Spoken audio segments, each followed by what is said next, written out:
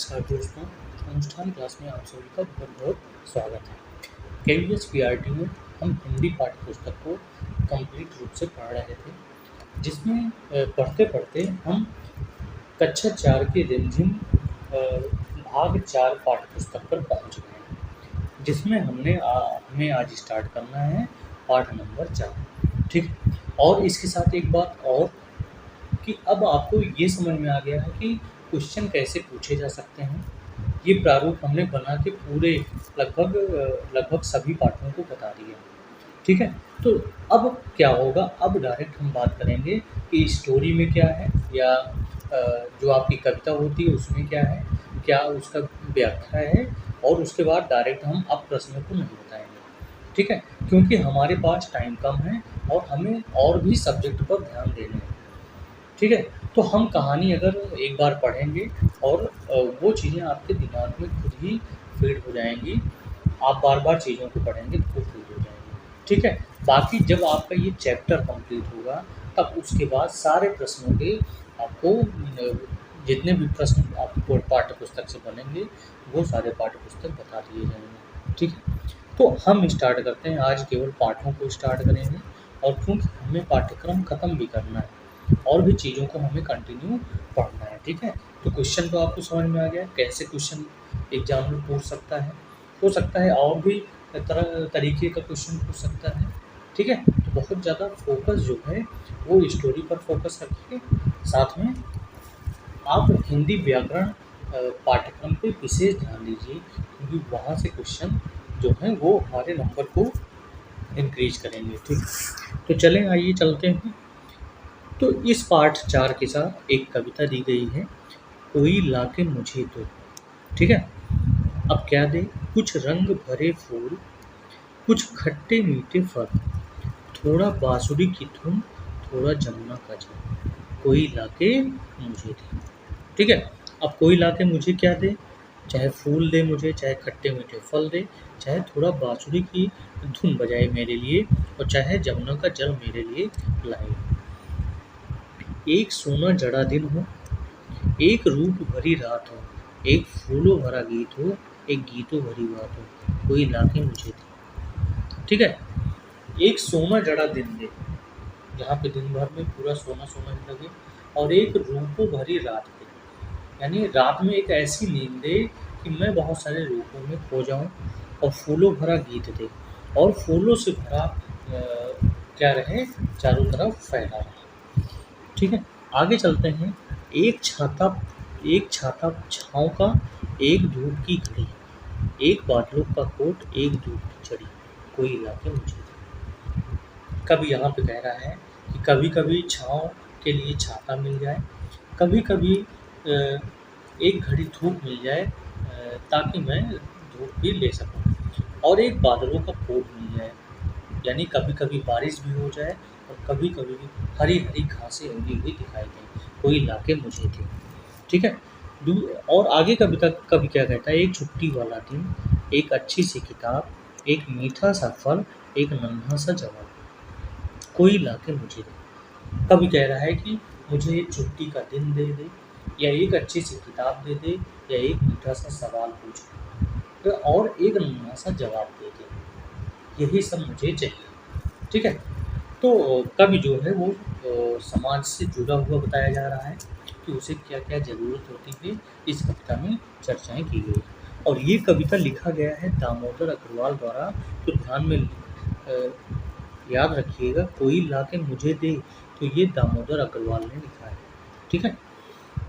आगे चलते हैं, आपका जो पाठ है, पाठ 4 है, पापा जब बच्चे थे, ठीक है?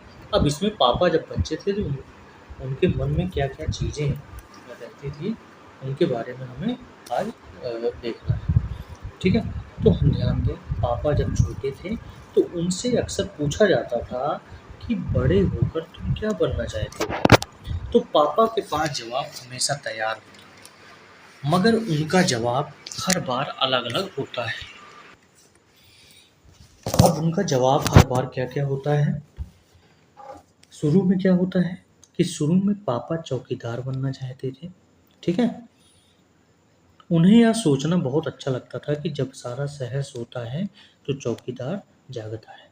ठीक है, पहली बार में पापा उसके चौकीदार बनना चाहते थे। उन्हें यह सोचना भी अच्छा लगता था कि जब हर कोई सोया हुआ हो तो वह खूब शोर मचा सकते हैं। उन्हें पक्का यकीन था कि बड़े होकर वह चौकीदार ही बनेंगे। ठीक है, लेकिन एक दिन अपने चटकदार हरे ठेले को लिए आइसक्रीम वाला आ गया। भाई वाह, पापा आइसक्रीम वाला बनेंगे।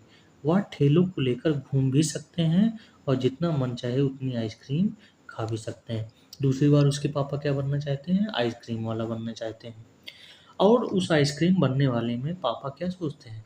पापा ने सोचा, मैं एक आइसक्रीम बेचूंगा तो मैं एक खुद खाऊंगा, छोटे बच्चों को तो मैं मुफ्त में आइसक्रीम दिया करूंगा।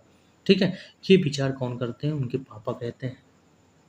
ठीक है, अब जब पापा के माता पिता ने यह सुना कि वो आइसक्रीम बेचने वाला बनना चाहते हैं तो उन्हें बहुत हैरानी हुई। उन्हें यह बात बहुत मज़ेदार लगी और वे खूब हंसे, लेकिन पापा इसी बात पर अड़े रहे कि वह यही काम करेंगे। ठीक है, अब फिर एक दिन क्या हुआ? फिर एक दिन ये हुआ कि रेलवे स्टेशन पर पापा ने एक अजीब आदमी को देखा। यह आदमी इंजनों और डिब्बों में खेल रहा था, लेकिन यह डिब्बे और इंजन खिलौने नहीं बल्कि असली थे। असली, कभी वह प्लेटफॉर्म पर उछलकर आ जाता, कभी डिब्बों के नीचे चला जाता। वह कोई बहुत अजीब और मज़ेदार खेल खेल रहा था। पापा ने पूछा, यह कौन है? उन्हें बताया गया, यह संटिंग करने वाला है। ठीक है, अब संटिंग क्या होता है? पापा ने पूछा, संटिंग किसे कहते हैं? तो जब रेलगाड़ी अपनी यात्रा पूरी कर लेती है तो उसे अगली यात्रा के लिए तैयार करना होता है। रेलगाड़ी की साफ सफाई की जाती है, इंजन घुमाकर ईंधन पानी भरा जाता है और उसे संटिंग कहते हैं। पापा को बताया गया। बस, पापा को पता चल गया कि वह क्या बनेंगे। वह तो रेलगाड़ी के डिब्बों की संटिंग करेंगे।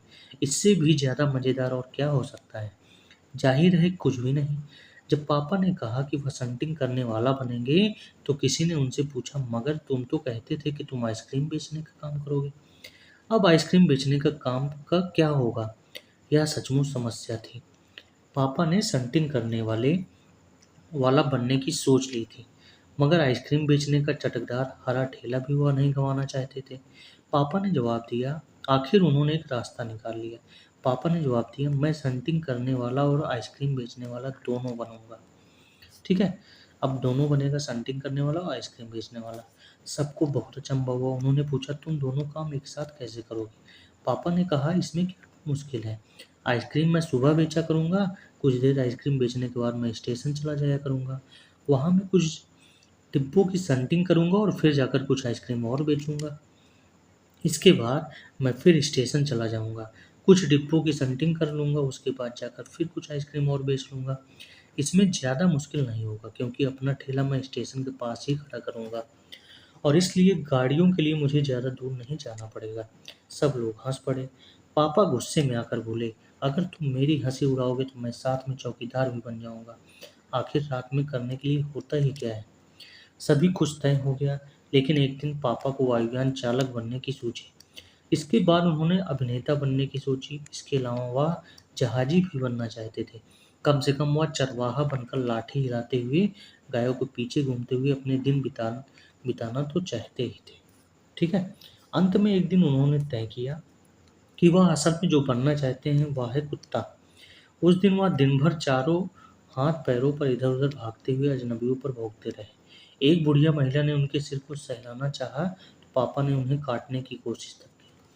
पापा ने भौंकना तो बड़ी अच्छी तरह से सीख लिया, लेकिन बहुत कोशिश करने पर वह अपने पैर से कान के पीछे खुजाना नहीं सीख पाए।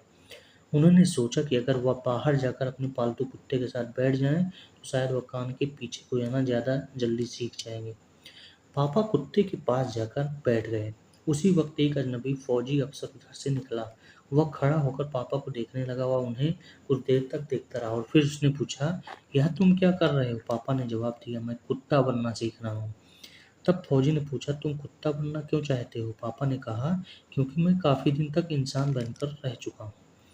अफसर ने कहा, बात तो सही है, पर क्या तुम जानते हो कि इंसान किसे कहते हैं? पापा ने पूछा, मुझे तो नहीं पता, आप ही बता दीजिए।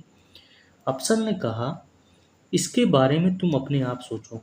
अफसर वहां से चला गया। वह ना तो हंसा और ना मुस्कुराया। पापा सोचने लगे। वह सोचते ही रहे। अफसर ने उन्हें कोई बात भी नहीं समझाई। अचानक यह बात पापा की समझ में आ गई। वह रोज-रोज अपना इरादा नहीं बदल सकते। अगली बार जब उनसे यही सवाल पूछा गया तो उन्हें अफसर की बात आई। उन्होंने कहा, मैं इंसान बनना चाहता हूँ। इस बार कोई भी नहीं हँसा और पापा समझ गए कि यही सबसे अच्छा जवाब है। आज भी वह यही समझते हैं कि पहली बात तो यही है कि हमें अच्छा इंसान बनना चाहिए। ठीक है? तो इस बुक को लिखा है किसने? अलेक्सांद्र रस्किन ने लिखा है। ठीक है? अलेक्सांद्र रस्किन ने लिखा है कि पापा जब बच्चे थे तो वे क्या-क्या सोचते थे, इसके बारे में आपको ध्यान में केवल रखना है। ठीक है? और इसी हिसाब से क्वेश्चन आएँगे और उन्हें आपको सॉल्व करना है। इसलिए तो अभी के साथ इस लेक्चर को विराम देते हैं और ये आपका आखिरी वीडियो था। ठीक है? अब से वीडियो आपके ऐसे ही बनेंगे और प्रश्न जो आएँगे, वो प्रश्न अब सब लास्ट में पूछे जाएँगे। जब एग्ज़ाम नज़दीक आने लगेगा तो उस समय आपके जितने भी प्रश्नों की सीरीज़ हैं, वो सारी आपको करवा दिए जाएँगे ताकि आपको ये भी रहे कि आप अपना मूल्यांकन भी कर सकें। ठीक है? तब तक के लिए नमस्कार दोस्तों।